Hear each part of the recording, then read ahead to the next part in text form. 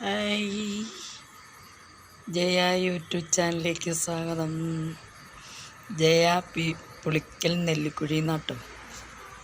എൻ്റെ പുൽക്കൂട് കണ്ട സ്വന്തം പണിതുണ്ടാക്കിയതാണ്.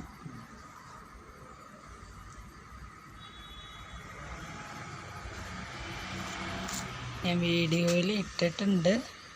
ഇനി ഉണ്ണീസനും വെക്കാറായില്ല. ഡിസംബർ 24 രാത്രി 12 മണിക്ക് വെക്കും. എൻ്റെ പുൽക്കൂട് മാതാവൊക്കെ ഇരിപ്പുണ്ട്. പിന്നെ ഇവിടെ ആടിരിപ്പുണ്ട്, ആടൊക്കെ ഇരിപ്പുണ്ട്. പിന്നെ ബാക്കിൽ നോക്കിക്കേ,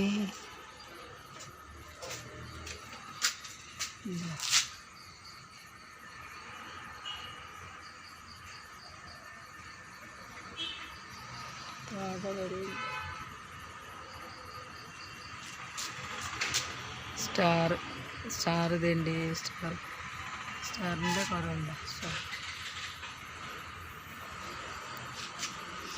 ഇക്കൊല്ലത്തെ ക്രിസ്മസ് ഇത് കഴിഞ്ഞ 2 വർഷം മുമ്പൊക്കെ ഉള്ളതാണ്. അത് ഞാൻ സ്വന്തം ഉണ്ടാക്കിയത്.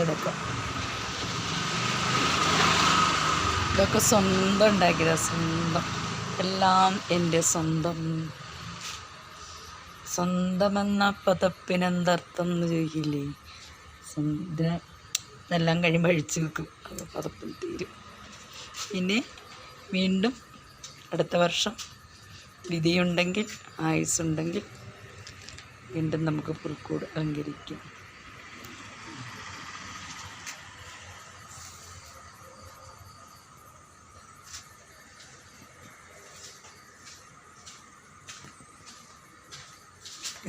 കിണറിലെ വെള്ളം പറ്റി, കിണറിലെ വെള്ളം പറ്റി, പയറ് മുളച്ചു. ഇങ്ങനെയുണ്ട്. ഇഷ്ടപ്പെട്ടോ? അടുത്ത വർഷം ഇനിയിപ്പോൾ ഇവിടെയാണോ വേറെ എവിടെയാണെന്നൊന്നും പറയാൻ പറ്റില്ലല്ലോ. വാടകയ്ക്ക് കിടക്കണതിൻ്റെ പേരിൽ ഇങ്ങനെ സർക്കസ് ആർക്കടമായിരിക്കില്ല. മാറി മാറി മാറി മാറിപ്പോവും. സ്വന്തമായി വീടുണ്ടെങ്കിൽ ഒരു വീട്ടിലല്ലേ കിടക്കാൻ പറ്റുള്ളൂ. വാടക വീടാണെങ്കിൽ എത്ര വീട്ടിൽ കിടക്കാല്ലേ.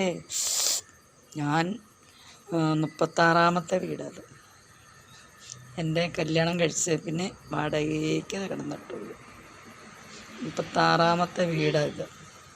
32 വർഷം കഴിഞ്ഞ് കല്യാണം കഴിഞ്ഞിട്ട്. ഒരു കുട്ടി, ഒരു മോളുണ്ട്. അതിൻ്റെ മോക്കടെ 2 മക്കളും. അങ്ങനെ ഈ കൊല്ലം നമുക്ക് അടിച്ചു പൊളിക്കാൻ. തൊട്ടപ്പുറ വീട്ടിൽ കല്യാണം 21-ാം തീയതി. ഞങ്ങളുടെ ഉടമസ്ഥൻ്റെ വീടാണ്. അപ്പോൾ അവിടുത്തെ മൂത്ത ചെറുക്കൻ്റെ കല്യാണമാണ്. അതും അടിച്ചു പൊളിക്കാം. പിന്നെ എൻ്റെ ഉണ്ണീച്ച വരയ്ക്കാത്തിരിക്കുക കേട്ടോ. കൊണ്ടുവന്നില്ല. ഇതാട് ഇതാണ്. വഴി കണ്ടോ? വഴി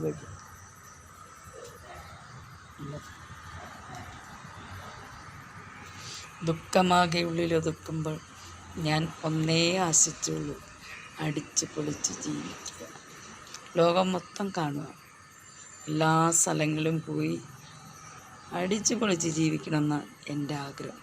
ഞാൻ പോയി ഒത്തിരി സ്ഥലത്ത് പോയി. എൻ്റെ വീഡിയോ ഒക്കെ ഇട്ടിട്ടുണ്ട്. വലിയ വീഡിയോ ഉണ്ട്. ഇനിയും പോകണമെന്ന് ആഗ്രഹം. മോള് വന്ന് പിള്ളേരെ ഏറ്റ് കഴിഞ്ഞാൽ ഞാനും എൻ്റെ ചേട്ടനും ദേശാടനത്തിനിറങ്ങുകയാണ്.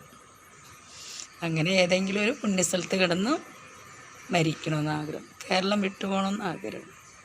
കാരണം എൻ്റെ ബോഡി എൻ്റെ ആൾക്കാരും കാണണ്ട. അവിടേക്കാകുമ്പോൾ ആരെങ്കിലും ചുടുകാട്ടി കൊണ്ട് കത്തിച്ചോളൂല്ലോ. ഒരു അഡ്രസ്സും ഇല്ലാണ്ടങ്ങ് പോയാൽ മതിയില്ല. അഡ്രസ്സൊക്കെ കൈ പിടിച്ചിട്ട് പോകുമ്പോഴല്ലേ. പിന്നെ ഇങ്ങോട്ട് വിളിക്കും, നമ്മളെ ഇങ്ങോട്ട് കൊണ്ടുവരേണ്ട വരും. അവർക്ക് ബുദ്ധിമുട്ടാവും, നമുക്കും. നമ്മുടെ ആത്മാവില്ലെങ്കിലും തടിക്കായാലിട്ട് വില പറയില്ലേ.